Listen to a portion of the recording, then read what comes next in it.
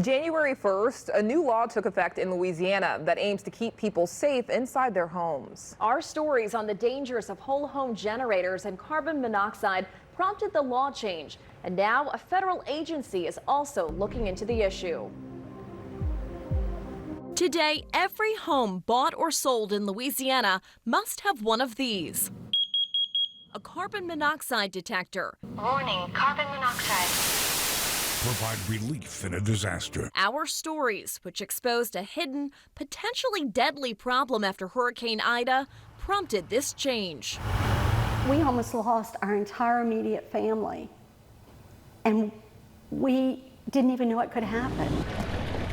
In the days and weeks after the storm, we heard story after story like this. It was about 9:30 at night, the carbon monoxide detectors went off in my house. There's no telling how high the levels would have went throughout the night. The fireman came in through this way.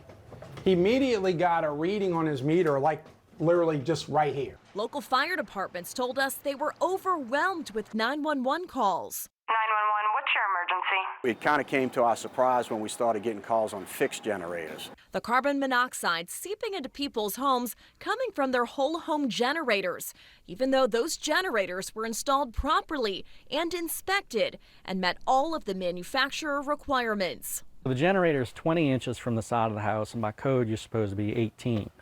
So I exceed that. I don't remember the exact measurements, but I think it's 5 feet from the soffit. I exceed that. It's 5 feet from the windows. I exceed that. I got enough room to the property line. I got enough room to the vent. New Orleans-based State Representative Stephanie Hilferty also fell victim. During Hurricane Ida, we were staying in my mother-in-law's house, which had a whole home generator. She did not have a carbon monoxide detector installed. Thankfully, Hilferty brought a portable detector with her. It went off in the middle of the night, you know, with a high, like, beep, beep, beep. The house filled with the deadly gas, unbeknownst to Hilferty and her sleeping family. It scares me to think what would have happened. After seeing our reports and realizing she wasn't the only one this happened to, Hilferty took action. A bill she authored changed state law, requiring carbon monoxide detectors in every home bought or sold starting January 1st, 2023. It's such a simple tool, but it's life-saving technology. The state fire marshal launched a campaign to spread awareness. I think that the fact that between the passing of the law and the educational piece, I believe people are aware, completely aware, and at that point, they usually act, and when they act, based on their awareness and their education, we become safer, and they become safer. Do you think lives will be saved? 100%, absolutely, without a question. In addition to the law change, we questioned local leaders about the placement of generators next to houses. Remember, these generators were legally installed and met the parish's requirements for safety. We thought we were doing everything right. But after we exposed how easily carbon monoxide could get into someone's home, whether through the soffit, a window, or even a dryer vent, some parishes are making changes. We're now going to do a plan review when they apply for their permit, and we're going to help them find the right place for this generator. And a federal agency is now looking into the issue.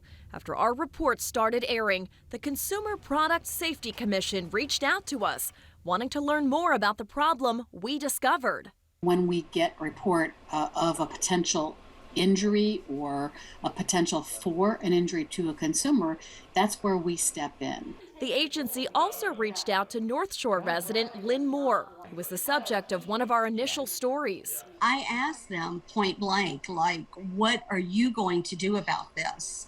We've had bills passed, we've had codes passed, we've had news releases, attorneys, what are you going to do?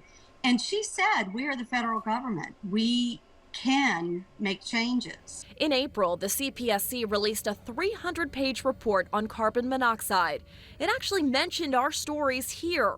This report, published in the Federal Register, gave recommendations for portable generators, suggesting manufacturers make them with a shutoff valve. It would turn the generator off before it could emit enough carbon monoxide to kill someone.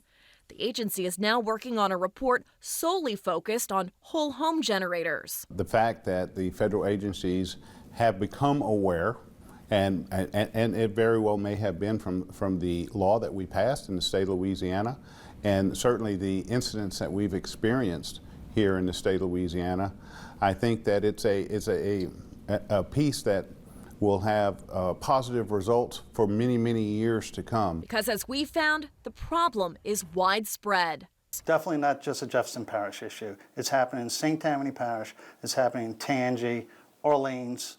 I'm hearing from all over the region that other people are having these same issues.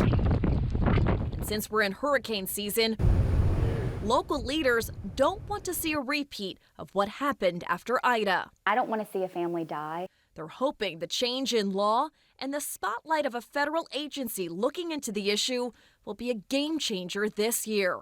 For Lynn Moore, had you not started the stories, the word would not have gotten out. She's thankful for the attention given to this deadly issue, one that almost took her life and the lives of her precious family. My babies haven't had a chance at life. They're 1.5 and 4.5. And it upsets me to think that we did everything right to our knowledge. In another change resulting from our stories, installers of new home generators are now required by law to check every floor of a home to make sure it's got working carbon monoxide alarms before they're allowed to install the generator.